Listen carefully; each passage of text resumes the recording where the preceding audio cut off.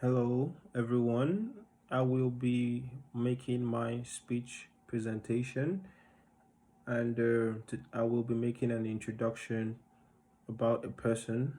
His name is Charles C.J. Jakes Jr.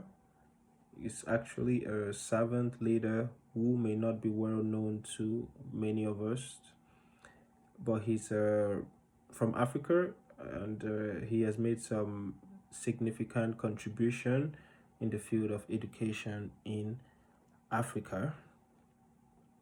To organize my speech, I will use the 10 characteristics of servant leadership as described by Robert Greenfield in the year 1970. These characteristics are listening, empathy, healing, awareness, persuasion, conceptualization, foresight, stewardship, commitment to the growth of the people, and also building community. Firstly, let's talk about listening. Charles C. Jakes Jr., which I'm using, was a great listener. The Michigan Chronicle 1960. He listened to the concern of the community and he was willing to lend an ear to those in need. As a leader in education, he made sure to listen to his voice of teachers, parents, and students to understand their needs and provide them with the best possible education. Secondly, empathy. Jakes or Charles Jakes had a deep sense of empathy towards others. Also in the Michigan Chronicle 1980, he believed that education was the key to breaking the cycle of poverty and that every child had the right to a quality education. He was committed to providing equal opportunities for all students, regardless of their economic background, socio-economic background, or race. Thirdly, will be healing, and Charles Dix was a healer. He believed that education had the power to heal the wounds of the past and create a better future for all. This is also in the Chronicles 1980. He worked tirelessly to create a school system that was inclusive, welcoming, and supportive to all students.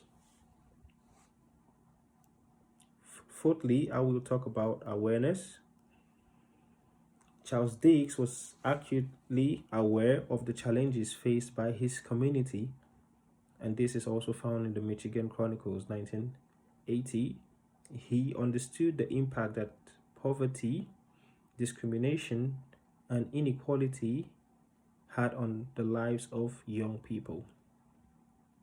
He was determined to do something about it. He worked to create educational programs that addressed these challenges and provided opportunities for students to overcome them. And fifthly, I will talk about persuasion.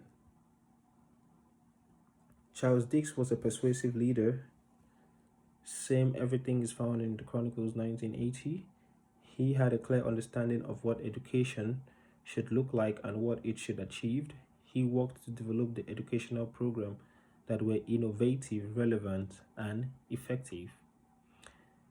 And seventhly, foresight. Charles Dix had a foresight to anticipate the future needs of his community. He understood the changing nature of the world and the impact it would have on education. He worked to develop educational programs that were forward thinking and adaptable to changing circumstances. Eighthly, Charles Diggs. Eighthly, I will be talking about stewardship. Charles Diggs was a responsible steward of education. He believed that education was a public good and that it was his responsibility to ensure that every child had access to it. He worked to create educational programs that were effective, efficient, and sustainable. Ninthly, commitment to the growth of the people. Charles Dix was committed to the growth of his community. He believed that education was the key to personal and social growth and development. He worked to create educational programs that supported the personal and social growth of students, teachers, parents, and others. Finally, building community. Charles Dix was a community builder. He believed that education was a collaborative effort and that everyone had a role to play in creating a better future. He worked to create educational programs that brought together students, teachers, parents, and community members to work towards common goal. Charles Dick's leadership in education had a significant impact on his community. He was the instrument in creating programs that provide equal access to quality education for all students. He worked to improve teachers' training support, increase parental involvement, and create innovative programs that met the changing needs of his community. Through his leadership, many young people were given the opportunity to break the cycle of poverty and achieve their full potential. In conclusion, I will say that Charles Dix was a servant leader who demonstrated the 10 characteristics of servant leadership in his work to improve education in his community.